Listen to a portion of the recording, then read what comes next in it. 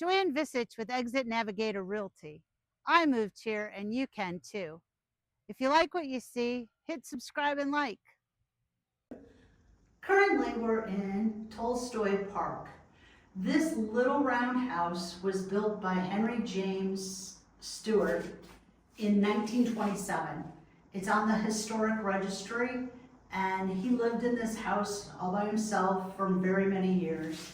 It's actually below ground, which is kind of rare for this area because it usually hit water, or else things have just built up around it. I'm not sure which. It is literally one room. There is no bed. There's a small potbelly stove to cook on and heat the place when it was cold. There's a table, just very minimalistic. He was a poet, and he built this house to live in. We'll show you from the outside in just a minute.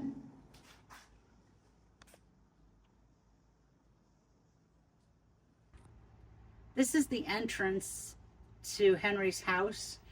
Very different. This area is known for artists that have a little different view of things than most people.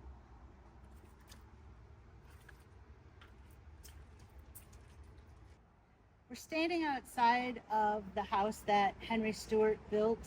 It is made out of concrete and brick. It's totally round. You saw it from the inside. It is on the Baldwin County Historic Development Commission's list. It will never be torn down, even though it literally kind of sits in a parking lot under this beautiful live oak tree. Hi, we're here at Fairhope Pier, right on Mobile Bay in Fairhope, Alabama. If you look across the bay, you can see the skyline of the city of Mobile. To my left is the Fairhope Beach. This beach is open well, it's open now, but you don't have to pay. From May to Labor Day, you do pay to use the beach if you're not a resident of Fairhope. Behind me is the fountain. This area is under construction. They are improving it. So right now there's usually a beautiful rose garden. It's they've taken a lot of the rose bushes out because of the construction. And the pier is over here, and we'll show you some pictures from out there. Hi, we're out on Fairhope Pier, and behind me is a new restaurant that's just recently opened called the Blind Tiger. A blind tiger was a speakeasy during Prohibition, and it's believed that you paid money to see a blind animal and get liquor. We're here at the end of the pier on Mobile Bay. This pier sticks out into the water almost a quarter of a mile, so you're pretty much surrounded by water when you're out here. You can see the skyline of Mobile across the bay. Over to the left in the bay, you can see Dauphin Island in the distance. It's a beautiful day. There's some sailboats out there today. Some shipping container ships coming in. This is one of the local residents at the end of the pier. These guys like to hang out down here because there's usually people fishing, and they just like to get a free meal. We're here in downtown Fairhope in front of the Mullet Fountain. It sits on Bancroft Street in front of the Fairhope Museum of History. This has a very unique walkway around it. There's pelicans that are built into the brick that say "Art Takes Flight."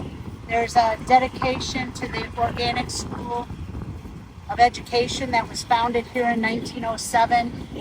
Just kind of a nice place. It's nice and breezy today. And there's a little history of the Mullet Run and the citizens of Baldwin County. In front of the Fairhope Museum of History is also this little trolley car. If you watched my video from Foley, you know there's not many train tracks in Baldwin County. So for there to be a little train here in front of the museum is quite unique. This is a statue here in front of the Fairhope Museum of History. It's honoring Mr. Sheldon that built the storybook castle that we'll be showing you in a little bit. I'm here in the Fairhope Museum of History, and this used to be the police station. Can you imagine? You can see how tight it is. Can you imagine being in here with 3 other people? We're here at the intersection of Section Street and Fairhope Avenue. This is one of the major intersections in downtown Fairhope. You notice the Fairhope clock behind me. Fairhope is just a unique little town. There's no name brand businesses. We're here on Section Street, downtown Fairhope. This is in front of the Welcome Center and cute little statue of April here. We're standing in front of the storybook castles that Mr. Henry Turner Sheldon built for his wife Annie back in the 1940s. These are very unique properties. They are private residences. People do live here, and it's just kind of cool to see the architecture that was put into these castles.